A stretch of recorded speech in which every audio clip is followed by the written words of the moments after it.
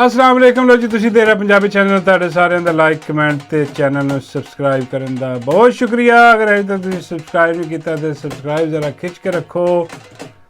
ਤੁਸੀਂ ਚਾਹੇ ਜਿੰਨੀਆਂ ਮਰਜ਼ੀ ਗਾਲਾਂ ਮੰਦੇ ਬਦਦੁਆਵਾਂ ਜੋ ਵੀ ਅਲਾ ਬਲਾ ਤੁਸੀਂ ਕਹਿਣਾ ਚਾਹੁੰਦੇ ਹੋ ਉਹ ਤੁਸੀਂ ਕਹਿੰਦੇ ਰਹੋ ਬਾਊ ਜੀ ਸਰਕਾਰ ਨੂੰ, ਲੇਕਿਨ ਇੱਕ ਗੱਲ ਤੁਹਾਨੂੰ ਮੰਨਣੀ ਪੈਣੀ ਹੈ कि बाबू जी सरकार ने ऐतकी उत्थे हथ पाया ओए होए कि बाबू जी सरकार दियां पंजो घ्योच ने।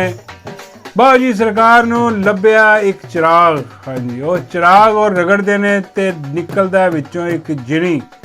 हाँ वो जिनी का नाम पता नहीं की हाफज कहंदे ने। हाँ जिन्ना च भी हुंदे ने ते वो जिनी जिहड़ा ना वो हर ख्वाहिश पूरी कर रहा है। ਹੁਣ ਪਤਾ ਨਹੀਂ ਉਹ ਜਿਨੀ ਦਾ ਕੋਈ ਕਮਜ਼ੋਰੀ ਬਾਊ ਜੀ ਦੇ ਕੋਲ ਹੈ ਜਾਂ ਕੋਈ ਗੰਦੀ ਫਿਲਮ ਵੀ ਹੋ ਸਕਦੀ ਹੈ। ਬਹਰਾਲ ਕਿਹਾ ਜਾਂਦਾ ਹੈ ਕਿ ਬਾਊ ਜੀ ਸਰਕਾਰ ਨੇ ਸਾਰਾ ਵੀਡੀਓ ਬਣਾਈ ਹੋਈ ਹੈ। ਹਾਂਜੀ ਕਿ ਕਿਵੇਂ ਕਿਵੇਂ ਕੀ ਦਿੱਤਾ, ਕਿਹਦੇ ਕੋਲ ਕੀ ਲਿਆ, ਕੀ ਅਜੇ ਦੇਣਾ, ਉਹ ਸਾਰਾ ਕੁਝ ਹੈ ਬਾਊ ਜੀ ਸਰਕਾਰ ਹੈ। ਤੁਸੀਂ ਮੰਨਣੀ ਪੈਣੀ ਗੱਲ ਤੁਹਾਨੂੰ। ਤੇ ਬਾਊ ਜੀ ਸਰਕਾਰ ਜਿਹੜੇ ਨੇ ਉਹਨਾਂ ਦੀ ਇੱਕ ਹੋਰ ਖਵਾਇਸ਼ ਉਹਨਾਂ ਦੀ ਤੇ ਉਹਨਾਂ ਦੀ ਲਾਡੂ ਦੀ। ਹਾਂ ਦੇਖੋ ਕਿੰਨੀਆਂ ਖਵਾਇਸ਼ਾਂ ਪਹਿਲੇ ਵੀ ਪੂਰੀਆਂ ਹੋਈਆਂ ਕਿ ਇੱਕ ਨਾਮੁਮਕਿਨ ਸੀ ਕਿ ਮਾਈ ਤੰਦੂਰ ਵਾਲੀ, ਮਾਈ ਜਰਨੈਲੀ ਟਿੱਕਿਆਂ ਵਾਲੀ, ਮਾਈ ਬੋਰ ਚੱਟਣ ਵਾਲੀ, ਮਾਈ ਕਤਰੀ ਕਬਾਬਾਂ ਵਾਲੀ, ਮਾਈ ਜਰਨੈਲੀ ਟਿੱਕਿਆਂ ਵਾਲੀ, ਮਾਈ ਟਰੱਕਾਂ ਵਾਲੀ, ਮਾਈ ਗੈਰੇਜ ਵਾਲੀ, ਮਾਈ ਤੰਦੂਰ ਵਾਲੀ, 16 ਰੁਪਏ ਦੀ ਰੋਟੀ ਵਾਲੀ, ਲਾਹੌਰ ਦਾ ਪਾਣੀ ਕੱਢਣ ਵਾਲੀ, ਹਾਂਜੀ ਤੇ ਮਾਈ ਸਵੀਮਿੰਗ ਪੂਲ ਵਾਲੀ। ਸਵੀਮਿੰਗ ਪੂਲ ਤੇ ਉਹ ਮਾਈ ਜਿਹੜੀ ਉਹਦੀਆਂ ਖਵਾਇਸ਼ਾਂ ਦੇਖੋ ਪੂਰੀਆਂ ਹੋ ਰਹੀਆਂ ਨੇ। ਇਹ ਮੁਮਕਿਨ ਹੀ ਨਹੀਂ ਸੀ ਹਾਂ ਕਿ ਮਾਈ ਇੱਕ ਹਾਰੀ ਹੋਈ ਫਾਰਮ 45 ਤੇ ਬਿਲਕੁਲ ਹਾਰ ਗਈ। ਫਾਰਮ 47 ਤੇ ਇਹਨੂੰ ਜਿਤਵਾਇਆ ਗਿਆ। ਮੀਆਂ ਸਾਹਿਬ ਬਿਲਕੁਲ ਬੇੜੇ ਗਰਕ ਹੋ ਗਏ ਜਦੋਂ ਮੀਆਂ ਸਾਹਿਬ ਦਾ ਪਤਾ ਲੱਗਿਆ ਆਵਾਮ ਨੂੰ ਕਿ ਬਈ ਬੜਾ ਵੱਡਾ ਬੂਟ ਚੱਟ, ਬਹੁਤ ਵੱਡਾ ਪਾਲਸ਼ੀਆ, ਐਡਾ ਵੱਡਾ ਪਾਲਸ਼ੀਆ और एडा वड्डा मालशिया 75 साल त्रीस के पैदा नहीं है। हाँ जो आज की बाबू जी सरकार ने जो पॉलिश मारी है, हाँ मैं कहना कि कमाल करके रहती है। लेकिन पॉलिश मारन के चक्कर च बाबू जी सरकार अपने सारिया ख्वाहिशां पूरियां कर रहे हैं। तो बाबू जी सरकार की ख्वाहिश है भी सी कि बई उस बंदे नूं फड़ो, उस बंदे नूं गिरफ्तार करो जिस बंदे ने बाजवे दगड़ दले बाजवे दगड़ दले याद आया कि देखो बाजवे ने भी अपना एक महल बनाया सी सोचा था। वो समझ रहा सी कि लो जी मैं जरा ना खान साहब नूं हटा के मियाँ साहब नूं लिया के है जी ते दोबारा एक्सटेंशन ले लांगा, मेरी सल्तनत कायम रहे। कुर्सी जिहड़ी है ना, हाँ यह मार्क जाती है बंदे नूं। वो किसी ने सही किया, हाँ शायद बाबा जी ने किया कि बई लकड़ी का कीड़ा जिहड़ा ना वो कुर्सी खा जाता। हाँ ते कुर्सी का कीड़ा जिहड़ा ना वो पूरा मुल्क खा जाता। हाँ अज असीं देख रहे हैं पूरा मुल्क ही बेड़ा गर्क हो गया, पूरा मुल्क खाधा गया। हाँ जी ये कुर्सी के शौक ने। एक काजी बैठा कुर्सी ते, हाँ उन्होंने अपनी कुर्सी छड्डण का शौक नहीं। हाँ वो कहता कि मेरी उम्र तमाम ही हो जाए, इत्थों जनाजा उठे काजी का। हाँ वो हर 2 नंबर फैसले दे रहा उत्ते बैठा। हर जो मतलब कि मुमकिन ही नहीं है जो, हाँ ना आइन दे विच ना कानून च ओहो जिहे फैसले दे के हाँ वो सिर्फ राह हमवार कर रहा कि किसी तरीके नाल इन्हां नूं जिहड़ा ना 2 ते अक्सरीयत दित्ती जाए तो अपनी एक्सटेंशन लई जाए। और जिथे काजी दी एक्सटेंशन, हाँ उत्थे काजी दे माई बाप दी भी एक्सटेंशन हो जाएगी।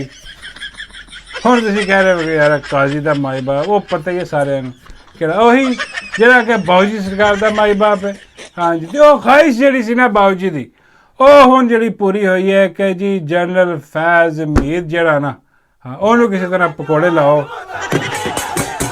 ਇਹ ਖਵਾਇਸ਼ ਹਾਲਾਂਕਿ ਉਹੀ ਜਨਰਲ ਫੈਜ਼ ਹਮੀਦ ਉਹ ਜਿਹਨੇ ਬਾਜਵੇ ਦੇ ਸਹੁਰਿਆਂ ਦੇ ਘਰ ਜਾ ਕੇ ਸਹੁਰੇ ਦੇ, ਹਾਂ ਉੱਥੇ ਜਾ ਕੇ ਕਿਹਾ ਸੀ ਕਿ ਬਈ ਇਹ ਹਟਾਓ ਖਾਨ ਨੂੰ, ਸਾਨੂੰ ਨਹੀਂ ਚਾਹੀਦਾ ਇਮਰਾਨ ਖਾਨ। ਹਾਂ ਅਸੀਂ ਤੇ ਜਨਾਬ ਹੈ ਮੀਆਂ ਸਾਹਿਬ ਨੂੰ ਲੈ ਕੇ ਆਉਣਾ ਇੱਥੇ ਤੇ ਤੁਸੀਂ ਆਓ। ਹਾਂ ਤੇ ਮੀਆਂ ਸਾਹਿਬ ਜਿਵੇਂ ਤੁਹਾਨੂੰ ਪਤਾ ਕਿ ਬਾਹਰ ਗਏ ਨੇ, ਉਹਦੇ 'ਚ ਜਨਰਲ ਫੈਜ਼ ਹਮੀਦ ਪੇਸ਼ ਸੀ ਮੀਆਂ ਸਾਹਿਬ ਨੂੰ ਕੱਢਣ ਵਾਸਤੇ। ਜਾਲੀ ਰਿਪੋਰਟਾਂ ਬਣਵਾ ਕੇ ਮੀਆਂ ਸਾਹਿਬ ਦੀਆਂ, हाँ जी कि प्लेटलेट्स बहुत गिरे पे ने ते खान साहब दे कन्ना जाके काना फूसी करके कहन लगा ਕਿ ਜੀ ਦੂਜਾ ਭੱਟੋ ਬਣ ਜਾਏਗਾ, ਇਹ ਮਰਨ ਵਾਲਾ, ਇਹਨੂੰ ਬਾਹਰ ਮਰਨ ਦੇ ਜਾ ਕੇ, ਇੱਥੇ ਨਾ ਮਰ ਜਾਵੇ। ਹਾਂ, ਸਭ ਜਾਲੀ ਝੂਠ ਬੋਲਦਾ ਰਿਹਾ। ਹਾਂ, ਉਹਨੂੰ ਮੀਆਂ ਸਾਹਿਬ ਨੂੰ ਬਾਹਰ ਭਜਵਾਇਆ ਜਹਾਜ਼ 'ਚ ਬਹਾ ਕੇ। ਹਾਂਜੀ, ਤੇ ਉਹੀ ਜਿਹੜਾ ਨਾ ਫੈਜ਼ ਮੀਦ, ਉਹ ਮੀਆਂ ਸਾਹਿਬ ਨੂੰ ਕੋਈ ਗੱਲ ਪਸੰਦ ਨਹੀਂ ਆਈ। ਹਾਂ, ਪੁਰਾਣੀ ਦਿਲ 'ਚ ਲੈ ਕੇ ਬੈਠੇ ਸੀ। ਮੀਆਂ ਸਾਹਿਬ ਭੁੱਲਦੇ ਨਹੀਂ। ਹਾਂ, ਮੀਆਂ ਸਾਹਿਬ ਬੜੇ ਵੱਡੇ ਦਗਾਬਾਜ਼ ਔਰ ਬੜੇ ਵੱਡੇ ਬਦਲਾਬਾਜ਼ ਨੇ। ਮੀਆਂ ਸਾਹਿਬ ਨੇ ਫਰਮਾਇਸ਼ ਕਰ ਛੱਡੀ ਕਿ ਵੀ ਇਹਨੂੰ ਵੀ ਜਿਹੜਾ ਨਾ ਫੜੋ। ਹਾਂ, ਉਹ ਫਿਰ ਹਾਫਿਜ਼ ਜੀ, ਤੁਹਾਨੂੰ ਪਤਾ ਕਿ ਉਹਨਾਂ ਨੇ ਇੰਨੀਆਂ ਖਾਹਿਸ਼ਾਂ ਪੂਰੀਆਂ ਕੀਤੀਆਂ ਇਹਨਾਂ ਦੀਆਂ। ਹਾਂ, ਪਤਾ ਨਹੀਂ ਕੀ, ਵੈਸੇ ਯਕੀਨ ਕਰੋ ਕਿ ਹੋਰ ਕੋਈ ਨਹੀਂ ਸੀ ਕਰ ਸਕਦਾ, ਹੋ ਹੀ ਨਹੀਂ ਸਕਦਾ ਸੀ। ਹਰ ਬੰਦੇ ਨੂੰ ਪਤਾ ਹੁੰਦਾ ਯਾਰ ਇਹਦੀਆਂ ਖਵਾਹਿਸ਼ਾਂ ਪੂਰੀਆਂ ਕਰਨ ਲੱਗਾ ਤਾਂ ਮੁਲਕ ਤਬਾਹ ਹੋ ਜਾਏਗਾ। ਹਾਂ, ਲੇਕਿਨ ਹਾਫਿਜ਼ ਜੀ ਕਹਿੰਦੇ ਕੋਈ ਗੱਲ ਨਹੀਂ। ਹਾਂਜੀ, ਸ਼ੌਕ ਸਲਾਮਤ ਰਹਿਣ ਬਾਊ ਜੀ ਦੇ, ਮੁਲਕ ਹਜ਼ਾਰਾਂ, ਕਈ ਮੁਲਕ ਨੇ, ਅਸੀਂ ਕਿਤੇ ਵੀ ਚਲੇ ਜਾਵਾਂਗੇ, ਸਾਡਾ ਕੀ ਹੈ। ਬਾਊ ਜੀ ਦੇ ਸ਼ੌਕ ਸਲਾਮਤ ਰਹਿਣ। ਹਾਂ, ਬਾਊ ਜੀ ਦੀਆਂ ਖਵਾਹਿਸ਼ਾਂ ਪੂਰੀਆਂ ਹੋਣ ਤੇ ਬਾਊ ਜੀ ਦੀ ਲਾਡੋ ਦੀ ਖਵਾਹਿਸ਼ ਜਿਹੜੀ ਨਾ ਉਹ ਪੂਰੀ ਹੋਵੇ। ਤੇ ਉਹ ਫਿਰ ਹੋਇਆ ਇੰਝ ਜੀ, ਅਗਲਿਆਂ ਨੇ ਆਖਰੀ ਖਵਾਹਿਸ਼ ਵੀ ਜਿਹੜੀ ਨਾ, ਪਤਾ ਨਹੀਂ ਆਖਰੀ ਅੱਗੇ ਹੋਰ ਕਈ ਨੇ, ਅੱਗੇ ਸਾਨੂੰ ਕੀ ਪਤਾ। ਹਾਂ, ਪਰ ਉਹਨਾਂ 'ਚ ਹੀ ਖਵਾਹਿਸ਼ ਜਿਹੜੀ ਸੀ ਉਹ ਪੂਰੀ ਕਰਤੀ। ਜਨਰਲ ਫੈਜ਼ ਮੀਦ ਨੂੰ ਫੜ ਲਿਆ ਉਹਨਾਂ ਨੇ, ਉਹ ਪਤਾ ਨਹੀਂ ਕਿਹੜੀ ਸਿਟੀ ਕਰਪਸ਼ਨ ਦੇ ਕੇਸ ਦੇ ਵਿੱਚ। ਹਾਲਾਂਕਿ ਫੜਨਾ ਚਾਹੀਦਾ ਸੀ। ਬਈ ਜਿਹੜੀ 2 ਨੰਬਰੀ ਕੀਤੀ ਹੈ ਹਕੂਮਤ ਹਟਾਈ ਖਾਂ ਦੀ, ਇਹ ਜਿਹੜਾ ਸ਼ਰਯੰਤਰ ਰਚਿਆ ਇਹਨਾਂ ਨੇ ਰਲ ਕੇ ਬਾਜਵੇ ਦੇ ਨਾਲ। ਹਾਂ, ਤੇ ਸਭ ਤੋਂ ਪਹਿਲੀ ਗੱਲ ਇਹ ਸੀ ਕਿ ਵੀ ਬਾਜਵੇ ਨੂੰ ਫੜਨਾ ਚਾਹੀਦਾ ਸੀ। ਹਾਂ, ਉਹਨੂੰ ਫੜੋ ਤੇ ਇਹਨੂੰ ਵੀ ਰਗੜੋ, ਸਾਰੇ ਰਗੜੋ। ਲੇਕਿਨ ਉਹ ਫੜਨ ਦਾ ਕੰਮ ਹੈ ਜੀ, ਕਿਉਂਕਿ ਉਹ ਇੰਝ ਫੜਨ ਤੇ ਆਉਣਗੇ ਤੇ ਫਿਰ ਆਪ ਹੀ ਫੜੇ ਜਾਣਗੇ। ਜਿਹੜੇ ਫੜੇ ਨੇ ਆਪ ਫੜੇ ਜਾਣਗੇ। ਇਹ ਕੰਮ ਨਹੀਂ ਕਰਨਾ। ਇਹਦੇ ਅੰਦਰ ਗੇਮ ਕੋਈ ਹੋਰ ਹੈ, ਬਸ ਬਾਊ ਜੀ ਦੇ ਦਿਲ ਦੀ ਤਸੱਲੀ ਹੈ। ਹਾਂ, ਤੇ ਬਾਕੀ ਸਾਰਿਆਂ ਨੂੰ ਡਰਾ ਦਿਓ ਕਿ ਦੇਸ਼ ਖੋਜੀ। ਅਸੀਂ ਤੇ ਆਪਣੇ ਜਿਹੜਾ ਨਾ ਇਹਤਸਾਬ ਜਿਹੜਾ ਨਾ ਉਹ ਸ਼ੁਰੂ ਕਰਤਾ। ਤੇ ਅੱਜ ਬਿਆਨ ਵੀ ਆਇਆ, ਉਹ ਡੀਜੇ ਵਾਲੇ ਬਾਬੂ, ਜਿਹੜਾ ਡੀਜੇ ਵਾਲੇ ਬਾਬੂ ਮੇਰਾ ਗਾਣਾ ਚਲਾ ਦੋ। ਉਹ ਗਾਣਾ ਹੋਈ 9 ਮਈ ਦਾ ਗਾਣਾ ਚਲਾ ਦਿਓ।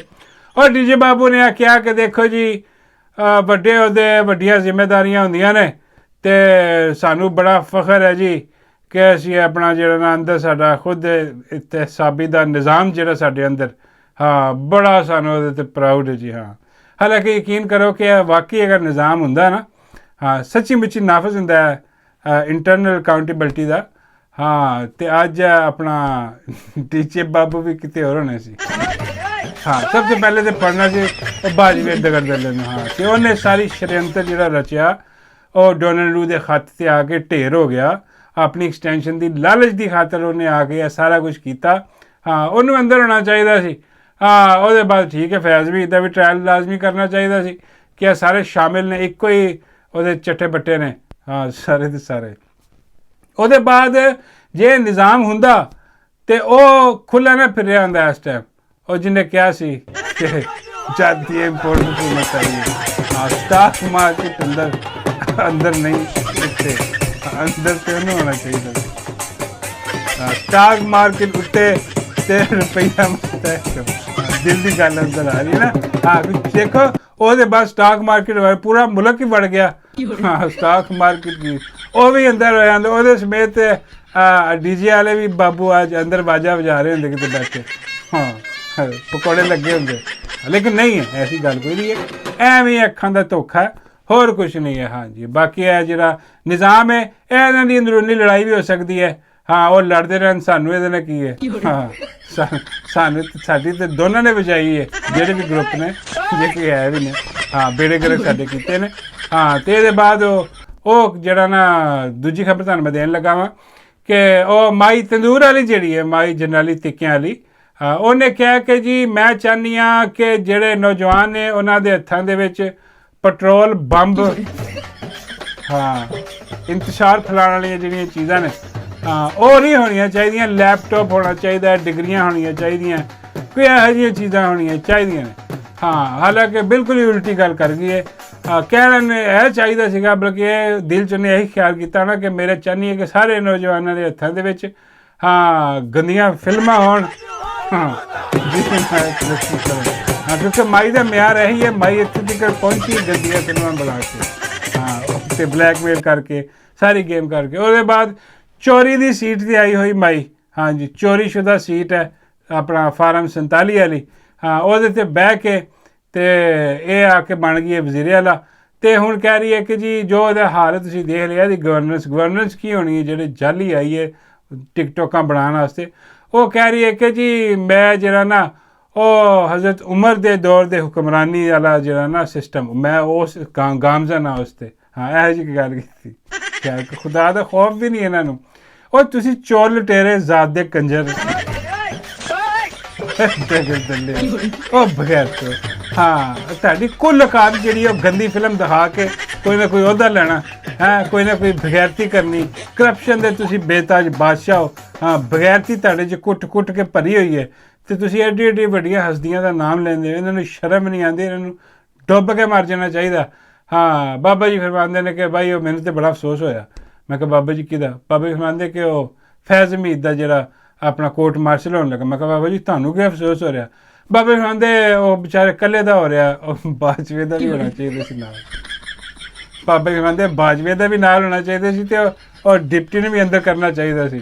ਡਿਪਟੀ ਤੇ ਬਾਬਾ ਕਹਿੰਦੇ ਮੈਨੂੰ ਬਹੁਤ ਗੁੱਸਾ। ਮੈਂ ਕਿਹਾ ਬਾਬਾ ਜੀ ਡਿਪਟੀ ਤੇ ਤੁਹਾਨੂੰ ਕਿਆ ਗੁੱਸਾ? ਬਾਬਾ ਜੀ ਫਰਮਾਉਂਦੇ ਕਿ ਉਹਦਾ ਕਰਦੇ ਉਹਨੂੰ ਅੰਦਰ ਕਰਦੇ। ਹਾਂ ਤੇ ਮੇਰੀ ਰਾਹ ਖੁੱਲੀ ਹੁੰਦੀ ਡੱਡੂ ਲੈ ਕੇ ਨਿਕਲਦਾ।